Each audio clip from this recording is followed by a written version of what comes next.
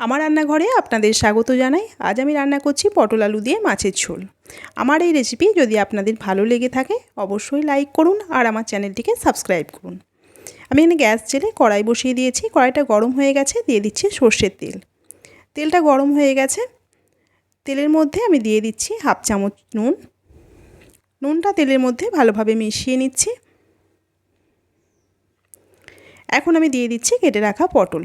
পটলগুলো আমি হালকা করে খোসা ছাড়িয়ে 2 পিস করে কেটে নিয়েছি।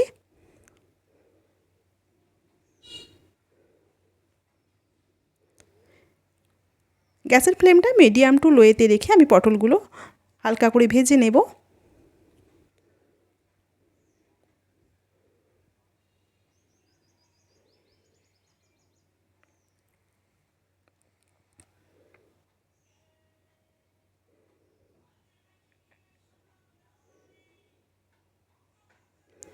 পটলগুলো ভেজে নেওয়া হয়ে গেছে, হালকা লালচে কালার এসেছে, আমি তুলে নিচ্ছি।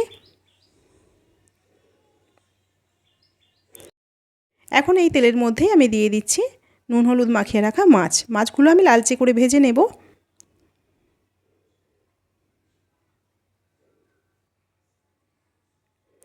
একটা পিঠ ভাজা হয়ে গেছে, উল্টে দিচ্ছি।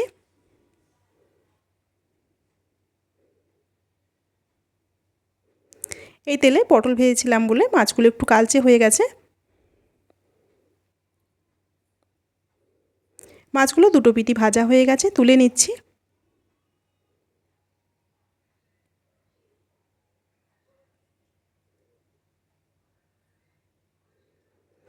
এখন এই তেলের মধ্যে আর একটু তেল দিয়ে দিচ্ছি। ফোড়নের জন্য দিচ্ছি একটা তেজপাতা, দিচ্ছি একটা শুকনো লঙ্কা আর দিচ্ছি হাফ চামচ গোটা জিরে। ফোড়নটা অল্প কিছুক্ষণ নেড়ে নিয়ে দিয়ে দিচ্ছি পেঁয়াজের কুচো। আমি এখানে মাঝারি সাইজের একটা পেঁয়াজের অর্ধেকটা কুচিয়ে নিয়েছি। পেঁয়াজটা অল্প একটু নেড়ে নিয়ে দিয়ে দিচ্ছি কেটে রাখা আলু। আলু আর পেঁয়াজ একসঙ্গে করে বেশ কিছুক্ষণ নেড়ে নেব।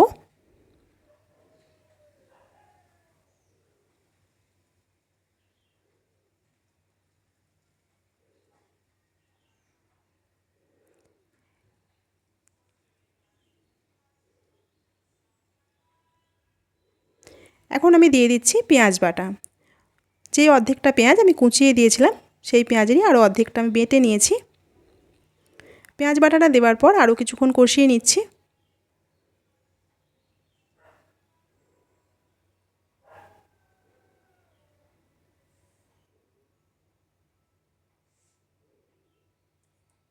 এখন আমি দিয়ে দিলাম বাটা মশলা। আমি এখানে হাফ চামচ জিরে, হাফ চামচ ধনে, হাফ ইঞ্চি মতো আদা আর একটা শুকনো লঙ্কা একসঙ্গে বেটে নিয়েছিলাম।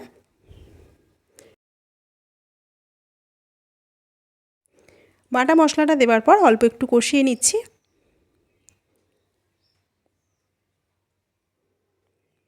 এই পর্যায়ে দিয়ে দিচ্ছি একটা মাঝারি সাইজের টমেটো বাটা। বাটিটা ধুয়ে অল্প জল দিয়ে দিলাম।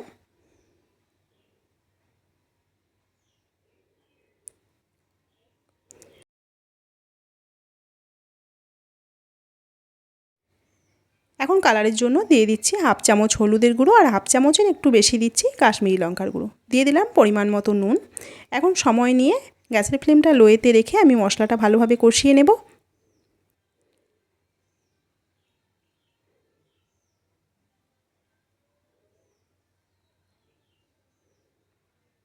মশলাটা খুব ভালোভাবে কষিয়ে নেওয়া হয়ে গেছে, দিয়ে দিচ্ছি পরিমাণ মতো জল।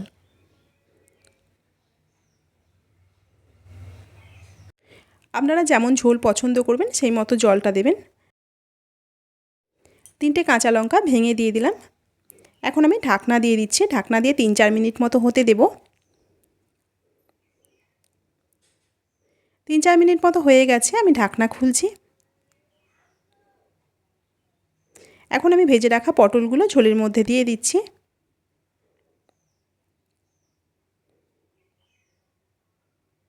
আর দিয়ে দিচ্ছি ভেজে রাখা মাছ।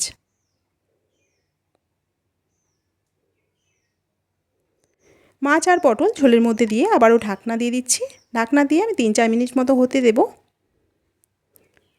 আবারও 4 মিনিট মতো হয়ে গেছে, আমি ঢাকনা খুলছি।